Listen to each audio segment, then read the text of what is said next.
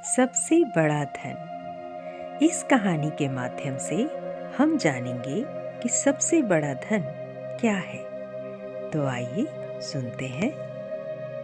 एक बार एक शक्तिशाली राजा घने जंगल में शिकार खेल रहा था। अचानक आकाश में बादल छा गए और मूसलाधार वर्षा होने लगी। सूर्यास्त हो गया और धीरे धीरे अंधेरा छाने लगा। अंधेरे में राजा अपने महल का रास्ता भूल गया और सिपाहियों से अलग हो गया। भूख, प्यास और थकावट से व्याकुल राजा जंगल के किनारे एक टीले पर बैठ गया। थोड़ी देर बाद उसने वहां 3 बालकों को देखा। तीनों बालक अच्छे मित्र थे। वे गांव की ओर जा रहे थे। तभी राजा ने उन्हें आवाज दी, सुनो बच्चों, जरा यहाँ आओ। बालक वहां पहुंचे तो राजा ने उनसे पूछा, क्या कहीं से थोड़ा भोजन और जल मिलेगा?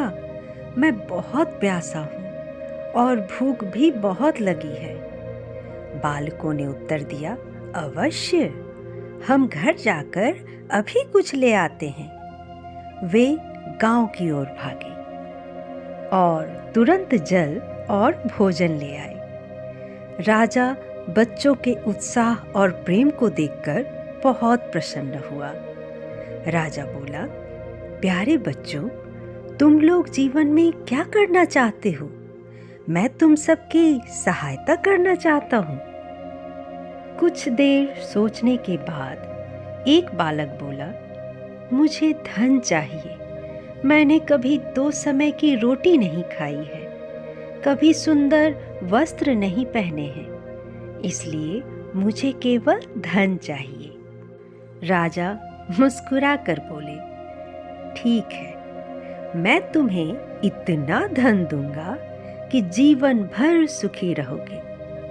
यह शब्द सुनते ही बालकों की खुशी का ठिकाना ना रहा। दूसरे बालक ने बड़े उत्साह से पूछा, क्या आप मुझे एक बड़ा सा बंगला और घोड़ा गाड़ी देंगे?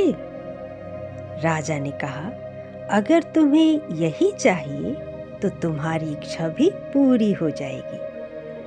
तीसरे बालक ने कहा, मुझे ना धन चाहिए ना ही बंगला गाड़ी, मुझे तो आप ऐसा आशीर्वाद दीजिए जिससे मैं पढ़ लिख कर विद्वान बन सकूं और शिक्षा समाप्त होने पर मैं अपने देश की सेवा कर सकूं।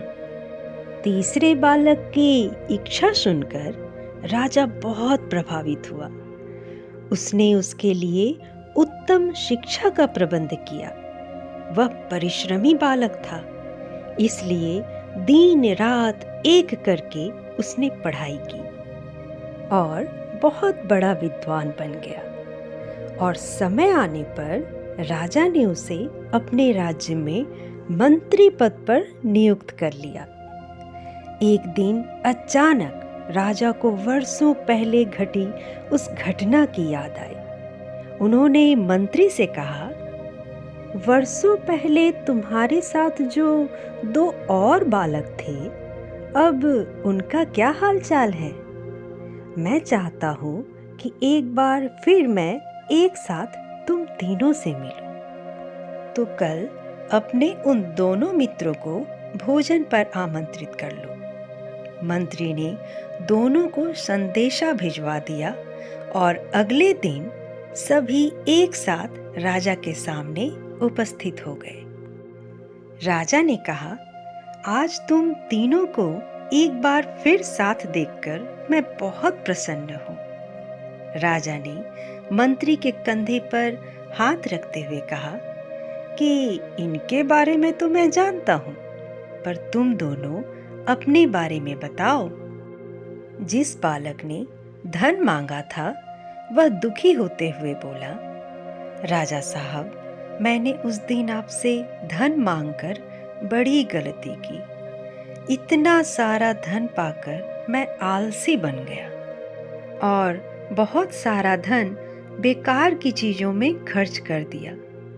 मेरा बहुत सा धन चोरी भी हो गया और कुछ 1 वर्षों में ही मैं वापस उसी स्थिति में पहुंच गया जिसमें आपने मुझे देखा था। बंगला गाड़ी मांगने वाला बालक भी अपना रोना रोने लगा।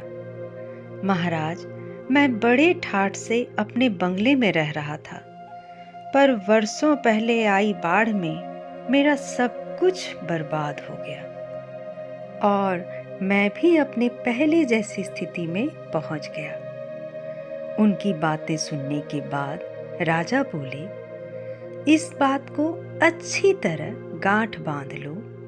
धन संपदा सदा हमारे पास नहीं रहते, पर ज्ञान जीवन भर मनुष्य के काम आता है और उसे कोई चुरा भी नहीं सकता। शिक्षा ही मानव को विद्वान और बड़ा आदमी बनाती है। इसलिए सबसे बड़ा धन विद्या ही है। दोस्तों, ये कहानी हमें यह सिखाती है कि विद्या वो धन है जिसे ना कोई चुरा सकता है और ना ही उसका दुरुपयोग कर सकता है, बल्कि इसे जितना बांटो उतना बढ़ता ही जाता है। विद्या से विनम्रता आती है, जो योग्यता, धन और धर्म को बढ़ाने में सहायक होती है। इसलिए विद्या से बढ़कर कोई धन नहीं, विद्या ही श्रेष्ठ धन है।